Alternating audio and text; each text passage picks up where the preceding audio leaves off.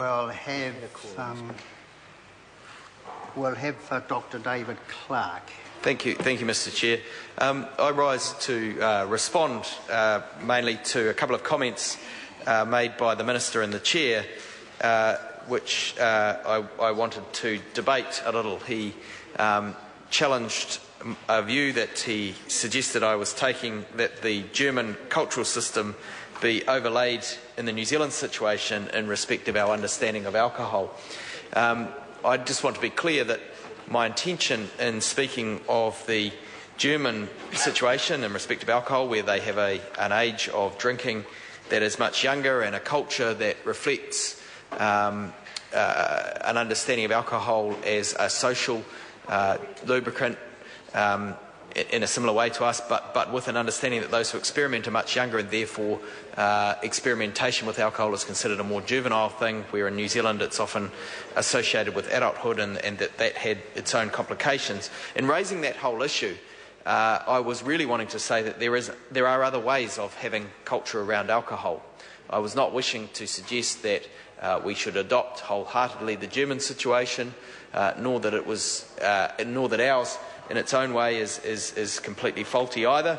What I was wishing to suggest was that there are other ways of conceptualising alcohol culture, and that we have an opportunity in this legislation to actually make a measurable difference in our own society and in the culture around alcohol through pulling the levers that are at our disposal, as recommended by the Law Commission in its report. And those levers, which are most effective according to the Law Commission report, are the levers around price and marketing. And those are precisely the levers that this government is refusing to go near. And so my SOP aims to address the issue of marketing, and it deliberately sets out, modelled on the tobacco legislation, to ensure that new advertising is not created to entice people to drink alcohol who would not otherwise be drinking alcohol, recognising that there are harms associated with alcohol.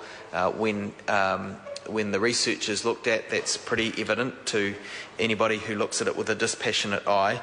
It's not something that needs to be encouraged. It's part of our culture, and not all aspects of alcohol are bad for our culture, in my view. And so I was wanting to suggest that we could, however, make a measurable difference, as suggested by the science, through adopting some of the more sensible SOPs that have been put forward.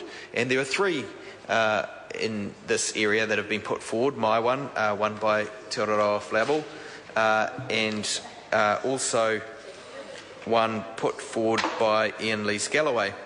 And these three make some steps in that area. They would make a measurable difference to the culture of alcohol in New Zealand over time, when alcohol ceased to be glamorised in the way that it is currently, and that is worth doing. I don't see how the member could argue otherwise.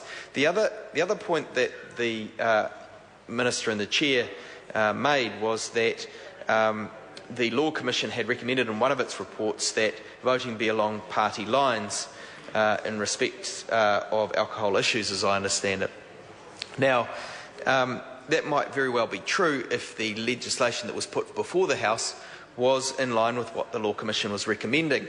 And I contend that the law that has been proposed for the House to adopt is not along the lines of what the Law Commission was recommending in all aspects. Some aspects, and I can see there are some useful aspects, and that's why I will be supporting the legislation, address issues of distribution, which are usefully addressed and do make difference according to the evidence. But other major changes that could be made to effect positive change in our alcohol culture are not being considered, and instead we've been railroaded primarily into a debate on age, which in my view is largely a sideshow. It does make a difference, changing the age. The evidence suggests that changing the age is like starting to bail out a bucket with a teaspoon, but that is still a change, and over time it does make a difference. Now, there's plenty of evidence to suggest that pulling these bigger levers does make a difference. The distribution lever that the government is pulling will make a difference. Our local councils support that particular change which is proposed, because they have examples where that particular lever hasn't been available to them and they would like it to have been and could have made positive change in our community in Dunedin. Mr Chair. I call Kevin Haig. Mr Chair, I want to follow on from those thoughtful